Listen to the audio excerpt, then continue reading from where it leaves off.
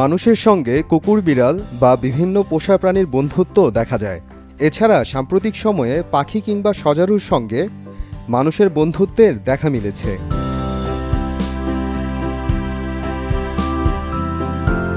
এবার দিনাজপুরের হিলিতে হাঁসের সঙ্গে বন্ধুত্ব গড়ে তুলেছে সপ্তম শ্রেণীর শিক্ষার্থী SM ইফতি রিফাত। বর্তমানে হাঁসটি তার একান্ত সহচর। প্রাইভেট পড়া থেকে শুরু করে সব জায়গায় ইফতির সঙ্গে যায় হাঁসটি। হাঁস ও মানুষের এমন বন্ধুত্ব দেখে অভিভূত স্থানীয়রা।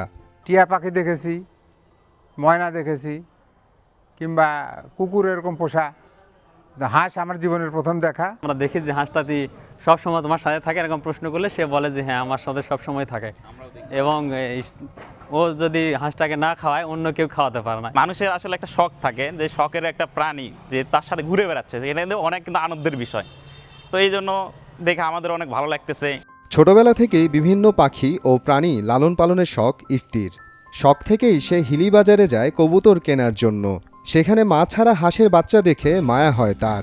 সেখান থেকে একটি হাঁসের বাচ্চা কিনে বাড়ি ফিরে ইফতি। ধীরে ধীরে হাঁসের বাচ্চার সঙ্গে সখ্যতা গড়ে ওঠে তার। বাজারে যাই দেখি যে হাটে অনেকগুলো হাঁস নিয়ে এসেছে। এর মধ্যে থেকে আমি এটাকে পছন্দ করে নিয়ে এসেছি। তো তারপর এটাকে পালার জন্য আমি একটা খাঁচা নেই। খাঁচা নেওয়ার পর এটাকে রাখি ওখানে লালন পালন করি, এবং তারপরে আস্তে আস্তে ওর আর আমার বন্ডিংটা ভালো হয়। তারপর থেকে ওই আমার সাথে ঘোরে। অনেক ছোট থেকে ও হাঁস, মুরগি, আশেপাশের কুকুর, বিড়াল যে প্রাণীগুলো আছে কিংবা পশুগুলো আছে সেগুলোর সঙ্গে ওর চরম বন্ধুত্বপূর্ণ সম্পর্ক।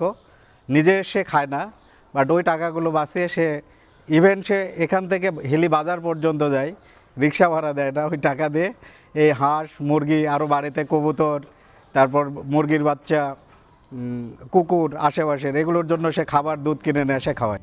SM ইফতি রিফাত দিনাজপুরের হিলি এলাকার থানা রোডের বাসিন্দা। সময় সংবাদ, হিলি।